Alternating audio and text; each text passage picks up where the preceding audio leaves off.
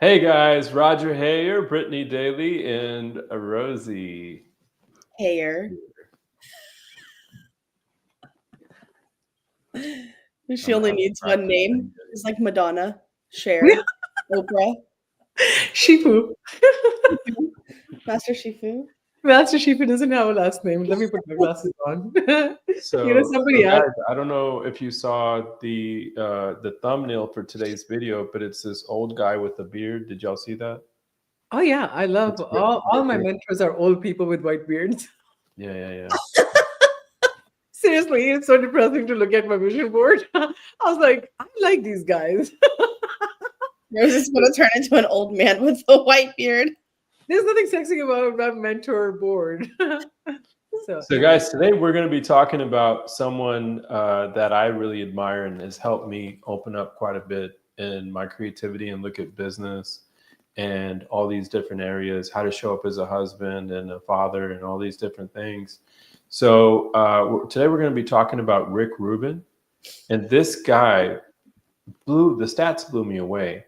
He's responsible for or has contributed to an overall like 300 million copies sold of like the music that he's helped create and different things that he's helped create. So he's not just a creative genius. He's like someone the creative geniuses go to for help. And a lot of our people might be wondering, well, what does a real estate company have anything to do with creativity? What's the link there? And I would want to open up the floor to you guys to kind of help us make that connection. Why are we talking about Rick Rubin, and what does that have to do with creativity?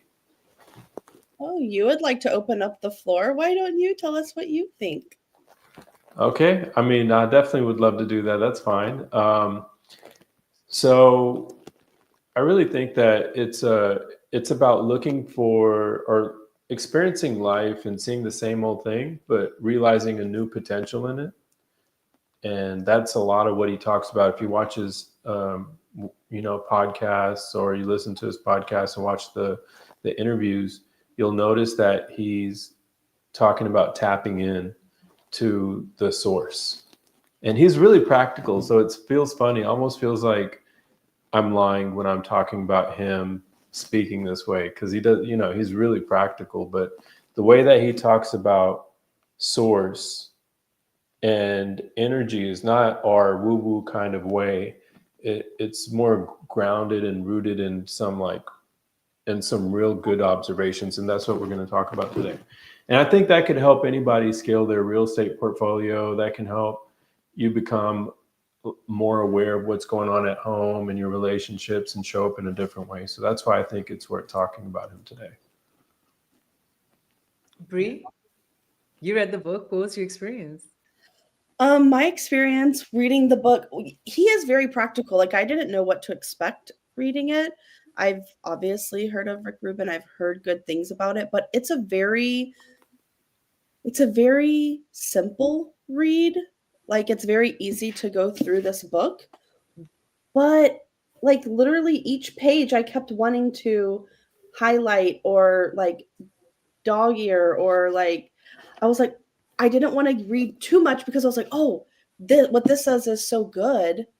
I needed time to like process it and think about it. And then I flipped the page. I'm like, oh, but this is so good. And it's very practical, but empowering.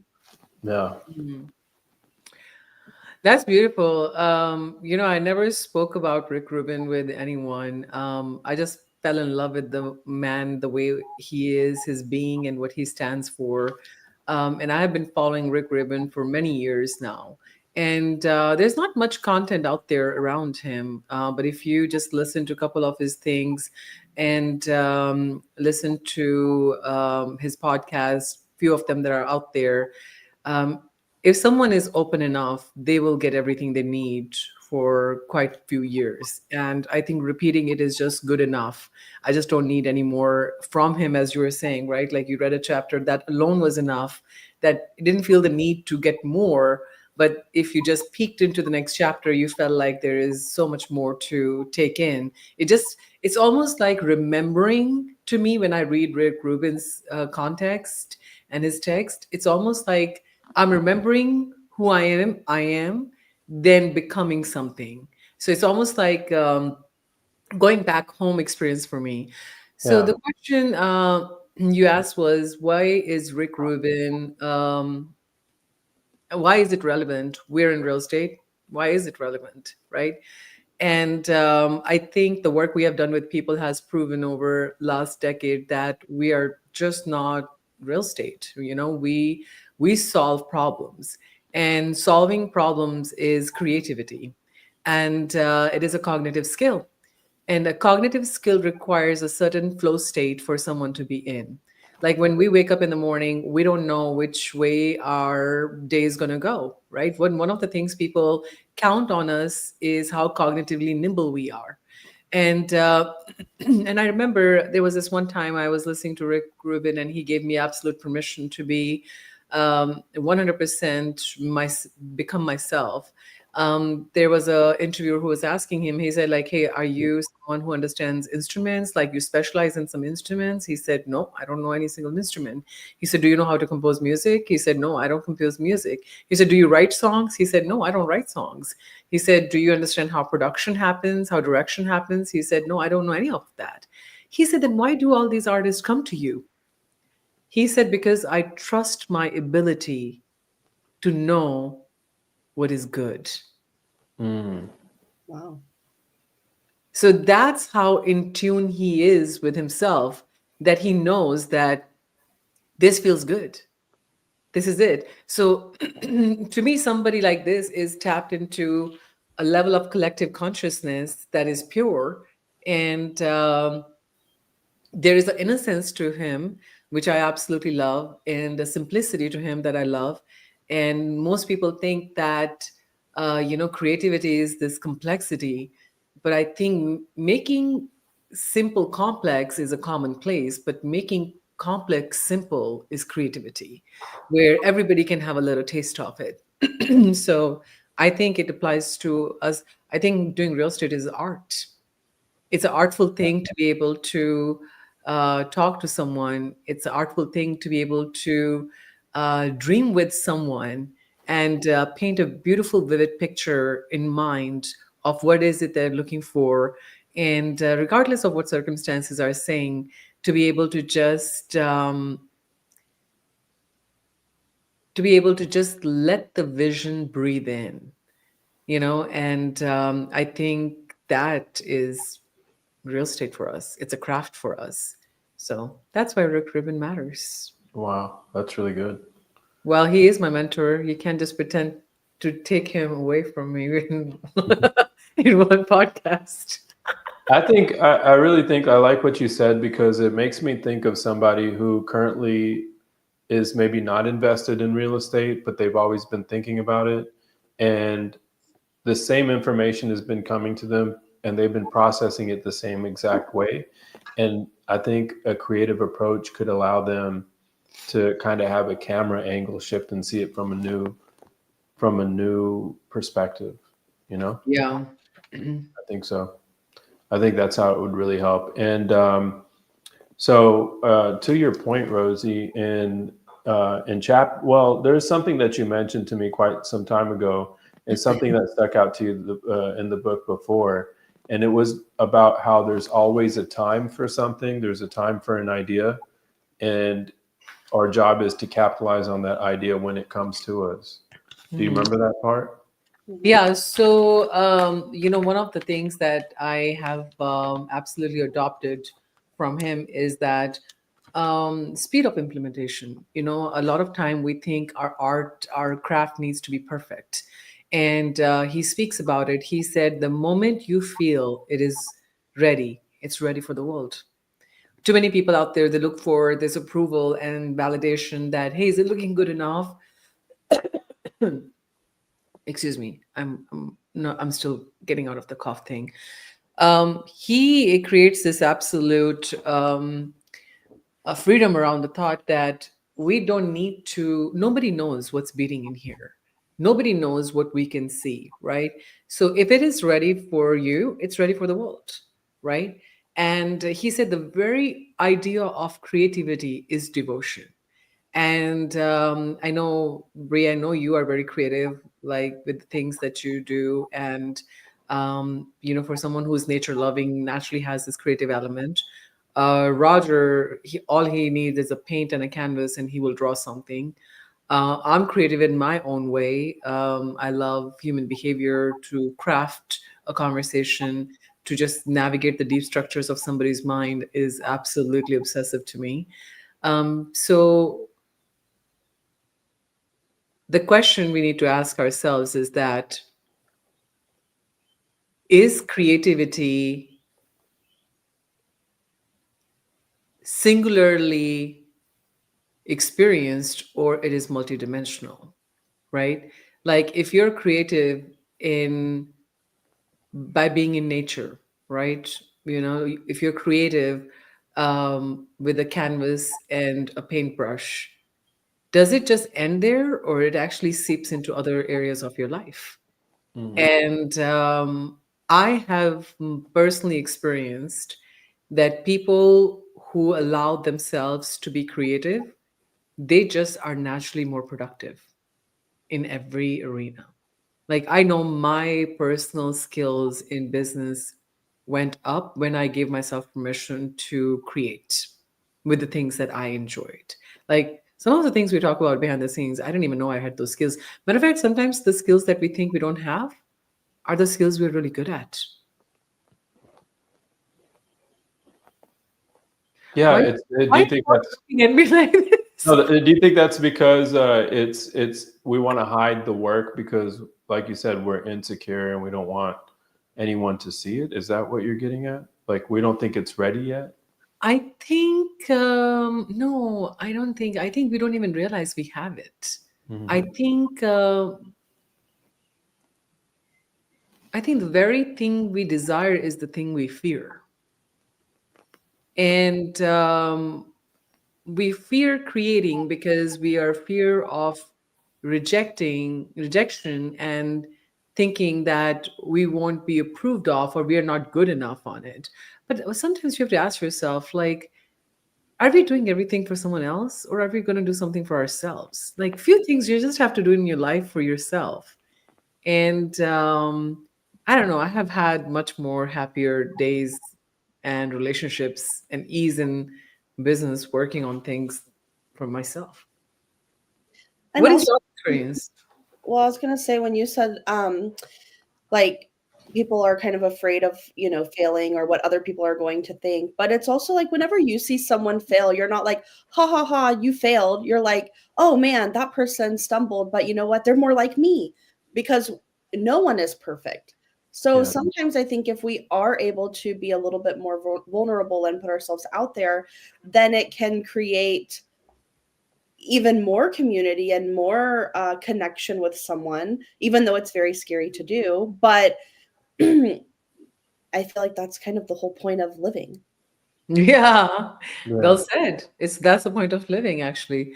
I'm gonna go a little tangent on it. Roger and I, we did a lot of things in our early 20s just because we were wild. And if one spouse is crazy, you just need a little bit an extra crazy to make it all the way crazy.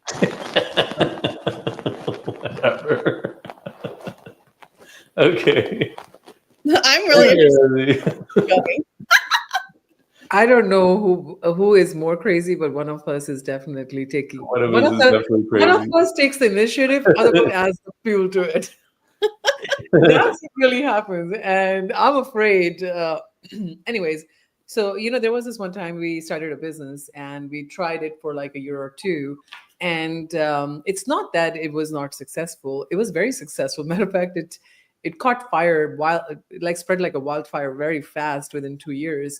But we were not built for it because it was not our idea. We took somebody else's motivation from something else on the outside and felt like, oh, we needed to do that. When you're not just true within, right, with yourself, you're in touch with yourself. And I remember sitting in a family gathering at a family get together, And one of our cousins came to her. It's like, oh, I remember you started that. Did you fail at it? And because we closed that business and we moved on to the next thing, and it actually gave me an unsettling feeling at that time because I was not mature enough.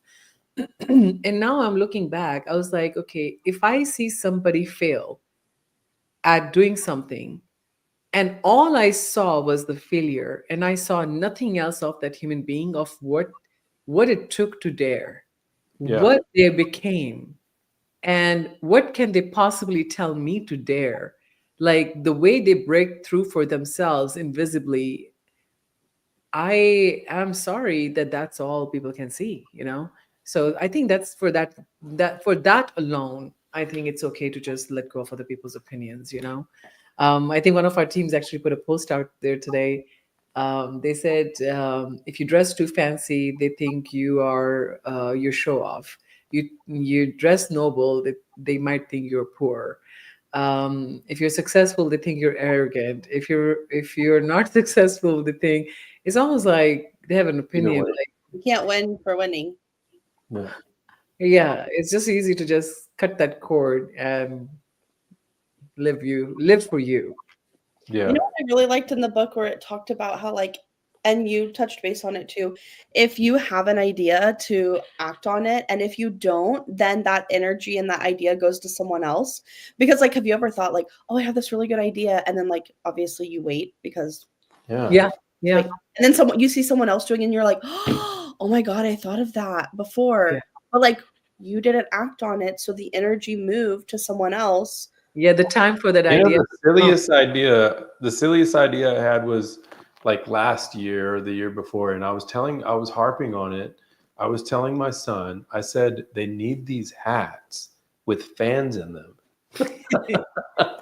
and like, and a water, and a water thing or whatever. And soon enough, like you go on Instagram or wherever, and you're gonna see ads for those hats now. And now I'm okay with missing out on that opportunity. I don't want to be in the hat business, but I saw it come to fruition, and it kind of relates to that. Yeah, But guys, there's these little poems that I really like inside the book, and there's one. It's about creativity, and it says, "Turning something from an idea into reality can make it seem smaller. It changes from unearthly to earthly. The imagination has no limits. The physical world does." yeah. What does that make y'all think of? Oh, Bree, you tell me. Like, this is a fascinating conversation. Why you always want me to go first? I don't Can know. you read it again? Let me see. Yeah, no, I was going to see if I I'm a could visual person. Tell me the page. Let me read it. Okay. It's on. I think it's in somewhere in chapter 3.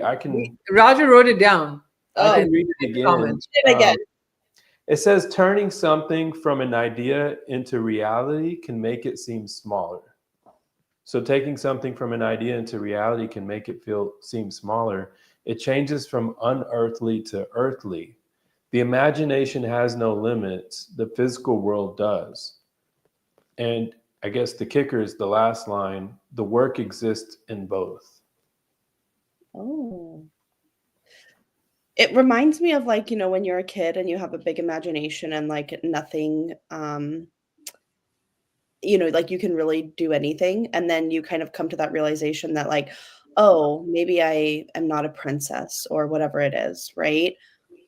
But then you see people who are kind of in their delusion, but they're making it happen. And you think, well, why did I put these limitations on myself? I think if we stop putting limitations on ourselves, then the world could really open up for us. Yeah. You know, I remember this is something I actually had to make a perception change on almost 6 years ago. And it was not that idea I was able to adapt right away. It took me a lot of rethinking, collapsing, recalibrating again and again, right? So one of the things that I started practicing from my personal growth was that our ability to respond is unlimited and our ability to act is limited, because response is in imagination and act is physical. So anything that's physical in nature has a beginning and end, right? Even us as physical, we're born and we die, right? So everything in physical has. So when Roger is bringing that code up, what makes me understand, makes me realize is that I can have any kind of imagination I want of how my day is going to be, how my life is going to be, what kind of relationships I want, what do I want to create. But when we take that idea and we bring that to physicality, there are limitations. There are limitations of how much time we can spend on it, how much leverage we have, what does it take us away from, right? So it's almost like this big idea that looks like big here. The moment we implement it, it starts looking very small, and there's a distastefulness. Like, well, my imagination was much more prettier than this Yeah. physical execution of it, right? Mhm. So I think what he's saying, like, some of the teachers and mentors I've had, they have taught me that to create something in the physical world requires discipline and management skills. And if there is lack of self-discipline and external discipline and lack of management skills around people and resources, execution is difficult. It is difficult. Success physically depends upon that. But imagination, the quality of our thoughts and experience in our imagination is 100% our discipline. It has there's no bearing on it. So go into your imagination often. So it seems like there's a little bit of pain involved in taking the imagination, bringing it into the earthly realm, because there's this attachment to it remaining an idea. There's something Because like it's more really pretty. entertaining, more limitless here. Here it has limitations. And it's Okay. almost like we're shrinking it. Yeah. It's only limited I have experienced when we're trying to do it alone. What do y'all think about this? And I hope I'm not jumping too fast, but there's this quote in the book, and it says, the universe is only as large as our perception of it. Yeah. It's kind of weird, right? I think, Brie, like, wouldn't you agree? Like, perception is our sensory. So Yeah. whatever I can perceive through my sensory is what I can see. Everything else doesn't exist for me. Perception Yeah. is our reality. Perception Yeah, is real. perception is our reality. Our And reality, so, not true. oh, sorry, Bree, what were you going to say? I was saying it's our reality. It's not maybe necessarily the true reality, but Yeah. whatever Yeah. you're perceiving, like that's how you are perceiving the truth. And people's perception is what's fighting. Doesn't it seem like it's almost what he's talking about is getting out of our own way and seeing that there is a path to wherever we want to go? Like, does that resonate? I think it sounds too cliche. All right, so no, like think about roadblocks and stuff. Like we want to achieve something, but we think we might be thinking it's impossible or we can't do it, but it's our version of what we want to create doesn't exist out there because only we can create that. I don't know. I have grown out of that thought now, to be honest. I feel like when we say that we don't know if we can do it, I think we don't want it bad enough. You want something bad enough, you are able to go get it. I know each one of us have had that experience. You wanted something bad, and Brit, can you point out something that you wanted bad enough and you got it? Yeah. It was probably not the best experience getting it because we don't know. You know what it made me think of? I was listening to a podcast. I think it was Huberman, and he was, Rosie, you probably know more about this than me because I'm going to butcher this, but a part of our brain actually grows. Anterior singular cortex. Thank you. When we do something that we don't like, let's say running. At the beginning, if you're running and you say, I don't like running, but you keep doing it anyways, that is growing, and that muscle or whatever it is called, Yeah. it's growing. Oh, right. I do remember that. And if you now start to say, I like running now, it actually starts to shrink. Frank, that's true. Which kind of messed with my mind a little bit because, sometimes you're just like, I'm going to do it. And you're like, okay, I like this, right? Like, I like running, even though maybe you don't, right? But you tell yourself you do to motivate you to get up. But I was like, oh, if it's going to be messing up with this, part of my brain that needs to be bigger so that I can overcome more things, maybe just say I hate everything and see what happens. Make everything bigger.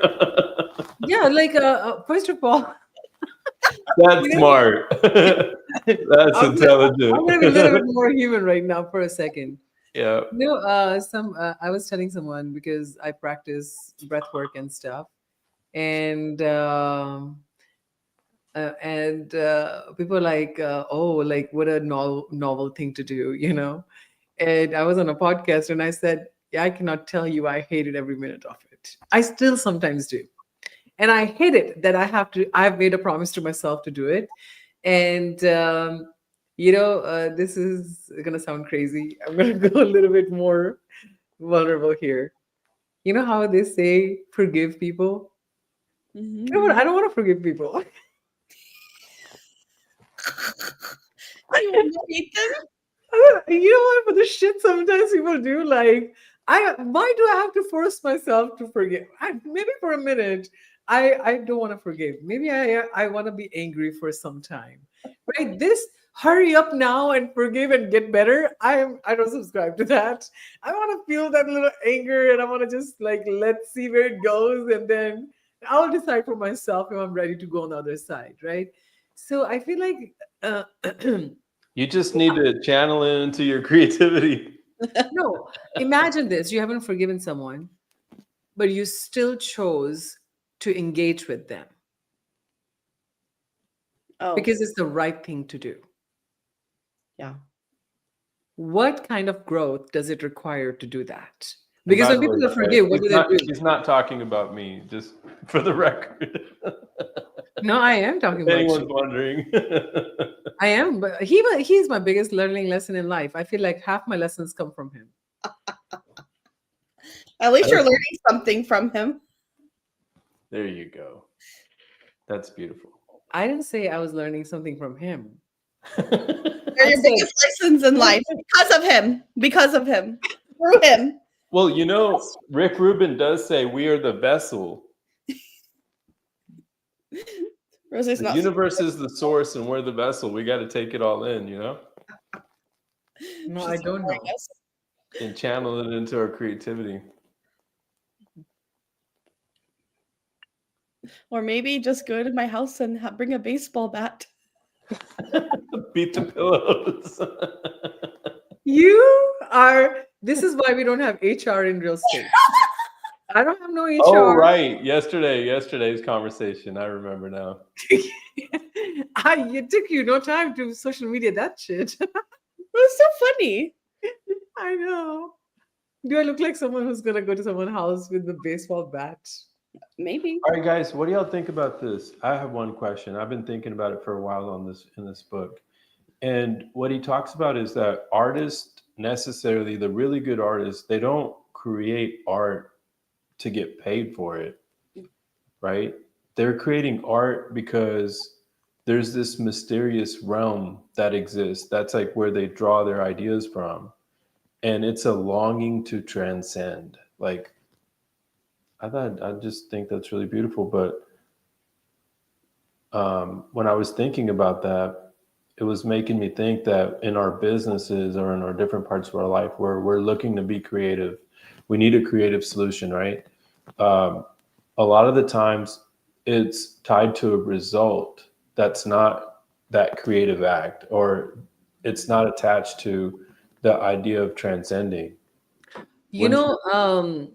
I am not going to be able to engage in this conversation at the level I have read it at because it's going to take me a few more reads.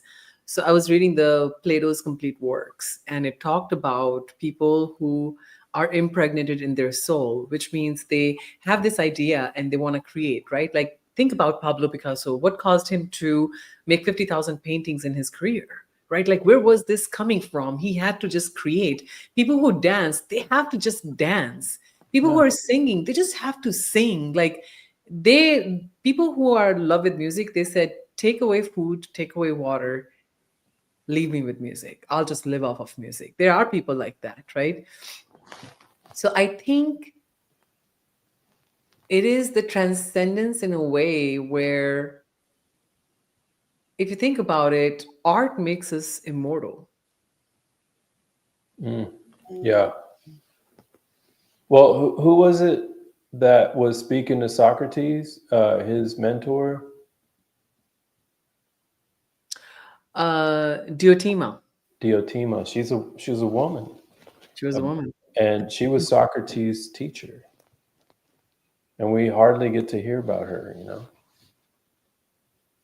But he was counseling with her, and she's the one that broadened his awareness to this idea that our soul becomes impregnated With an idea. Not sure why you laugh. I just want Rosie to finish that thought because it I don't feels want weird. to. I haven't read it, so I excuse myself on this. Okay. Well, I can definitely.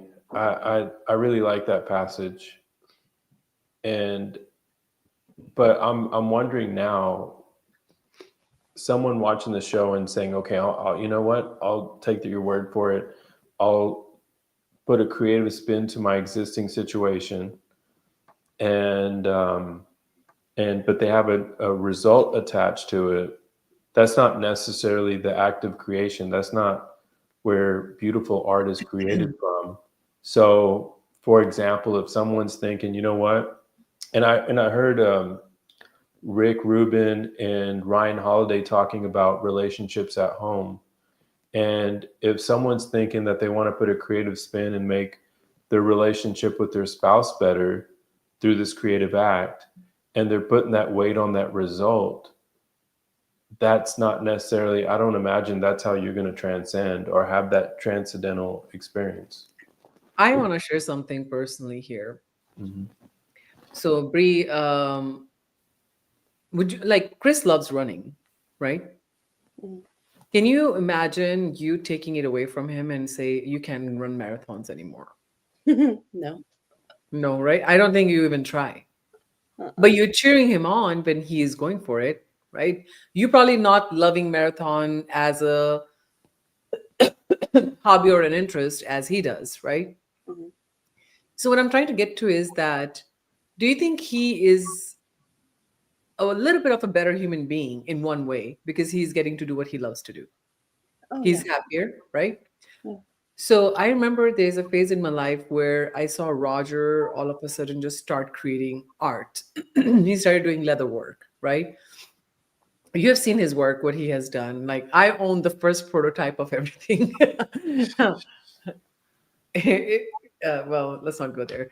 Okay, so what I was gonna say was, there was this moment I remember a year ago where I would come home from an office or day off from work. I would say, "Hey, you're not creating anything today." I wanted to see him in the garage, and it's not like the pleasant space to be. He's sweating, but he's in the moment. I don't know how to define it, but I feel like my experience of him as a person got better when I started seeing him create. Oh, I don't know what it was, but something about him became more brighter.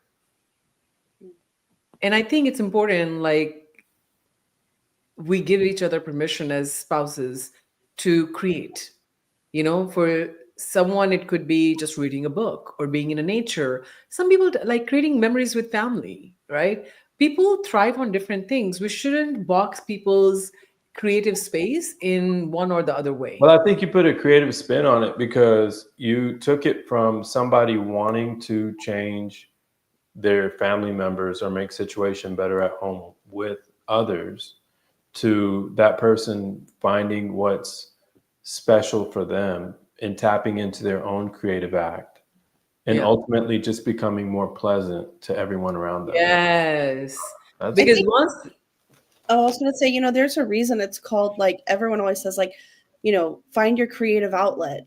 There's a reason for it, because we all have something that is our creative outlet. It might not be, like you said, what's traditional in the sense of creative, but it's whatever your outlet is. And we need that as humans to survive and to thrive, no matter what. If you don't have it, then you're just a shell. People have different outlets. Like I think even cutting a yard, even landscaping can be an outlet. Even creative memories with family, going out and doing something. Not everybody has the art to do it. I suck at pulling off family events, right? And that was not the I needed publicly. I was thinking about myself. I was thinking both of us suck at that. I was like, thank you. I need a confession here. So, anyways, that's it. That was great. That was great. One more thing before we stop on that note. When Roger was talking about, I just lost my train of thought. Man, it was very important too. Well, were we talking about the awareness? Creative outlet. Everybody have their own ways. We suck at family. I know. It was talking about when you were talking about how if you put an attachment on your creativity, if you're doing something for work and you need to be creative for it, but you're attaching a result to it. I think that we always attach, or not always, but a lot of time we do attach a result to something because we're trying to build something for the business or do something for work.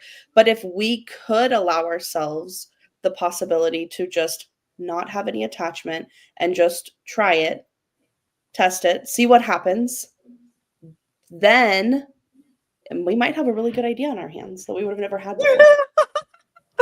Yeah, I heard about y'all's meeting this week. It was a lot of wows. I enjoyed it, watching it, and I would love to see it happen again. Because we should not underestimate. I think one of the reasons why people enjoy working together is because co-creation. Yeah. I think, to me, co-creation is an art. I freaking love it. Like that's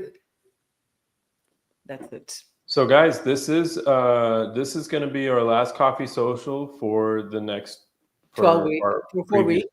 Yeah. So we're ending the season of our coffee socials now. We ended 2 seasons. So we did 2 12-week coffee socials. This is going to be a 3rd coffee social that would be launched in starting September.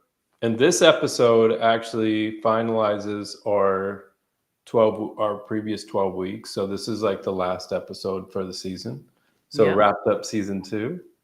Yeah. I love our consistency. So we'll be back for season 3. And if there's anything that you guys feel like, you want to hear us talk about, definitely let us know. And, your likes and subscribes, comments, everything is appreciated. We really appreciate community. And message us if you're interested in attending one of our coffee socials. This one's going to be a big one. So we look forward to seeing you. Anything else you guys want to mention? I want to say, even if there's no like, no subscribe, I know you still watch it and I'm okay with it. Yeah. I don't know. That's a horrible marketing. Not talk. We got to get Rosie in a social media class. 38 minutes and 38 seconds of high quality content. Thanks for catching it. Love you guys. See you next month. All right. Bye. Bye.